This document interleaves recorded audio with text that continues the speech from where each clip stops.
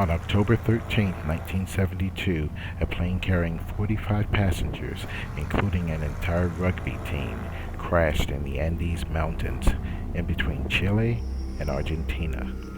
At the time of the crash, the survivors had no way of knowing the hell on earth they were about to experience. This is the story of surviving in the Andes, and it forces you to ask yourself, what would you do?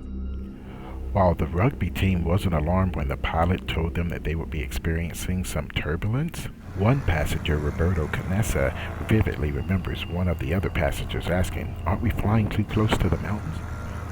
To their horror, his fear was realized when the plane hit the side of a mountain. It was later attributed to pilot error.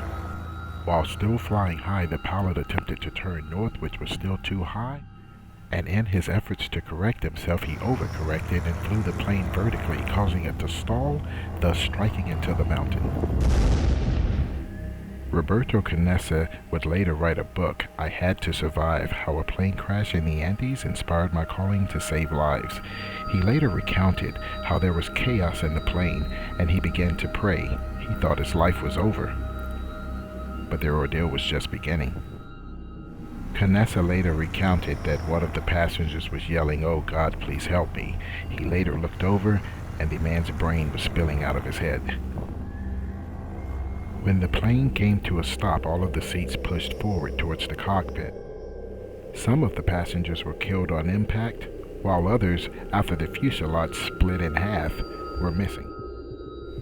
After the survivors gathered themselves, they and their families now found themselves in a more daunting blizzard and surrounded by snow-capped mountains.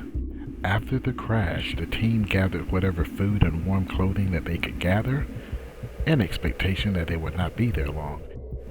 They even placed their suitcase in a cross-like shape so that they could be seen overhead. They also used their footprints to write SOS in the snow. On the second day, the survivors became excited when they heard a plane overhead, only to be disappointed when days and nights passed and no one came. 12 people were killed initially in the crash. Another 5 succumbed to their injuries within days of the crash. On the 17th day, disaster struck again in the form of an avalanche, which killed another 8 people, suffocating them to death. At this point, the survivors were running out of food. However, the weather, being that they were trapped at 11,000 feet, was going to be the next daunting task. The survivors were running out of options and had to become clever. In order to melt the snow, they used metal from the plane and the heat from the sun. They also used the seats and seat covers as insulation. Roberto Canessa used his nursing skills to help repair bones and other injuries from the other passengers. Roberto was also tasked with removing the corpses of the dead.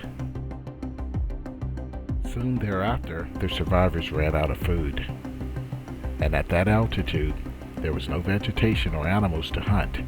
With nothing to sustain them, within days they were all feeling the effects of starvation. At this point, the survivors were aware that if they waited too long, that they would be too weak to go on. They were also aware that they had the bodies of the freshly deceased in the snow. While there was much discussion, it was a general consensus that to survive, they had to do the unthinkable. As a medical student, Roberto Canessa knew that the human body could sustain you in a situation like this. Although the unthinkable, he knew that he had to be the one to take the first slice.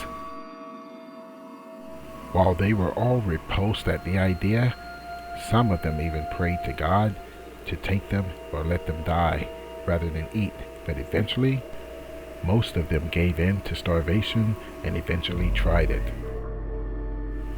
Canessa used a shard of glass to cut the meat, handing each of the survivors a piece of meat, in which they forced themselves reluctantly to do it, all except one, Coche Enciarte, who said he couldn't stomach the idea, but eventually he had to try as well to survive. To rationalize what they were doing, each of the survivors made a pact that should they die, their bodies should be used as food. The avalanche that struck them swept away the 17 bodies that they were using for nourishment. However, it killed an additional 8 of them, leaving the survivors with the daunting task of eating the people that were just sitting next to them a few hours earlier. Although the survivors were stranded, they were not cut off completely from the outside world. They did have a low-frequency radio which they could listen to the reports, but on October 23, 1972, after 100 flights of searching for them, the search was called off. The survivors at this point knew they were on their own. Soon after, Canessa, Nando Parado, and Tintin Vincenten all took off on the mountain. Once reaching the top of the mountain, they realized that they were still very far away from civilization, so they sent Tintin back so that the other two could ration their food properly. During their journey, they endured sub-zero temperatures, but then after 10 days of walking, they found a grassy area, now feeling comfortable that they would survive. Canessa and Parado walked 44 miles in 10 days before they found civilization and someone that could help. Once they were rescued, the two then later led authorities back to the crash site, in which the authorities later said was nothing short of a miracle that they were even able to make it through that rugged terrain. On December 22, 1972, 2 helicopters were dispatched to the site where the survivors were still living. 6 were immediately taken, where 8 others had to wait until the next day due to inclement weather. Once the survivors returned home, overjoy quickly turned to horror for the survivors because the public turned on them, considering what they had to do to survive. Eventually, the public was weaned in their favor. In closing, this must have been one of the most horrific things that any man, woman, or child would have to ever go through. Rest in peace to the victims. Video Fit Solutions out. God bless.